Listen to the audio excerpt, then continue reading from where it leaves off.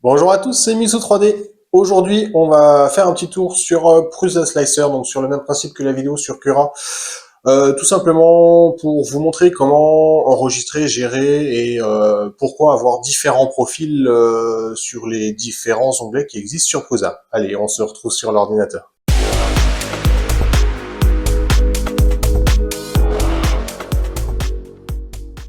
Alors, on se retrouve du coup sur Prusa Slicer. Donc, je suis sur la version 2.5.0 pour voir la gestion des profils. Donc, Prusa Slicer se diffère de Cura par le profil d'imprimante, le profil de filament et le profil d'impression. Moi, ce que j'utilise du coup pour la gestion de mes profils et comment je le fais, tout d'abord, le profil d'imprimante où j'ai mes pré-réglages utilisateurs avec mes deux imprimantes. Vous pouvez en ajouter, j'imagine, autant que vous voulez.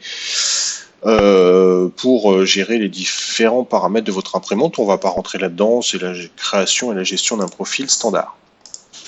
Ce que j'utilise derrière, par contre, beaucoup, c'est mes différents profils de filament et mes différents profils d'impression. Donc en profil de filament, j'ai un profil donc lui, il n'est pas encore actif. Mais j'ai un profil du coup pour mon imprimante 3D, un profil PLA, un profil TPU, un profil PETG. Donc là, on est dans les paramètres filaments qui vont me permettre de gérer principalement mes températures buse, plateau et mon débit sans avoir à toucher quoi que ce soit, avec bien sûr le réglage dérogatoire ma rétraction adaptée à mon filament, sans avoir, si je passe sur une bobine PETG, à rechanger tous ces paramètres.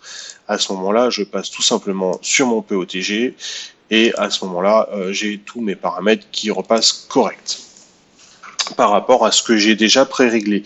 Donc je peux, si j'ai un PETG par exemple qui passe à 240 degrés, je modifie tout simplement ma température pour mon G-code actuel. Là, actuellement, elle passe en orange. Tant que j'enregistre pas, ces paramètres reviendront par défaut avec mon profil d'impression par défaut que j'ai créé qui marche sur la plupart de mes filaments à justement près d'une ou deux valeurs et qui me permettent donc d'éviter de modifier toutes les cases.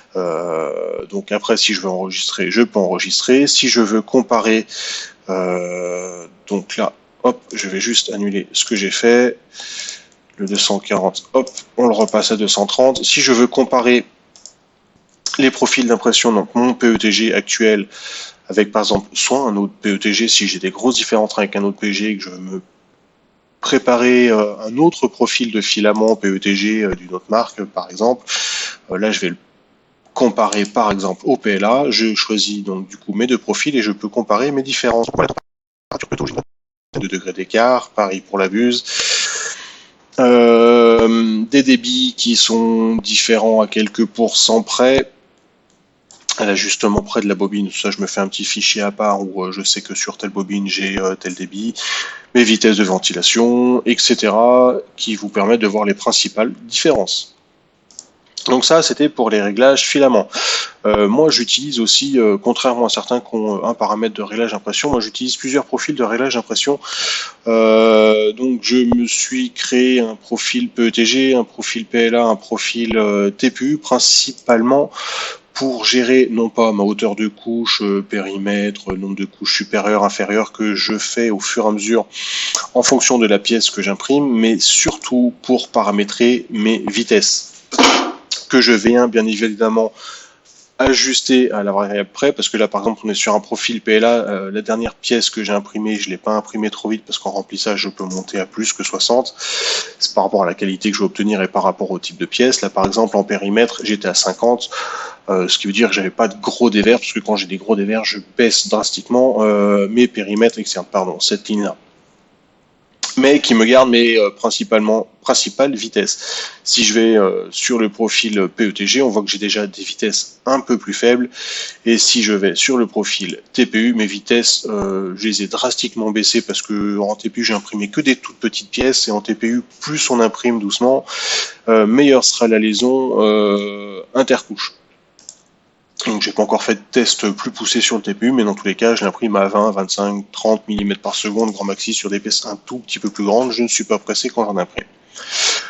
Donc voilà, donc si vous faites une modification, par exemple en remplissage, on va pas toucher au profil TPU, on va retourner sur le profil PLA, hop, mon remplissage, je le repasse sur mon profil par défaut, il est à 80 mm par seconde.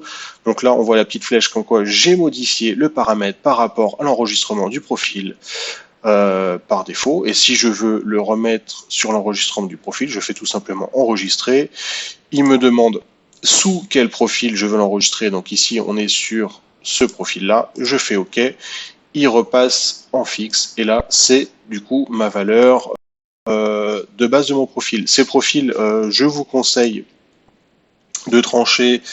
Il y a différentes façons d'enregistrer les profils. Vous pouvez chercher, je ne vais pas toutes les expliquer, mais de trancher une pièce, genre un Calidragon ou une pièce que vous utilisez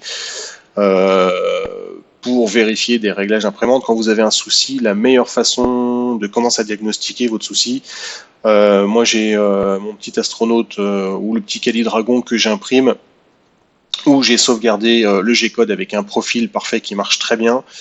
Ça me permet de diagnostiquer très rapidement si j'ai un problème de paramétrage dans mon slicer, si j'ai fait une connerie moi, ou si j'ai fait une connerie sur mon imprimante, ou s'il y a un matériel qui commence à déconner sur mon imprimante. Ça prend en général 40 à 45 minutes, 1 heure grand maxi à imprimer ces petites pièces et permet de diagnostiquer très facilement. Donc voilà, la gestion des profils, donc profil impression, filament, imprimante. Bon, je vais pas vous faire un copier-coller, les principes restent les mêmes sur les trois. J'espère que la vidéo vous aura plu. Comme d'habitude, laissez les commentaires en bas de la vidéo si vous avez des questions ou des idées de vidéo comme d'habitude. Merci à tous et bonne soirée.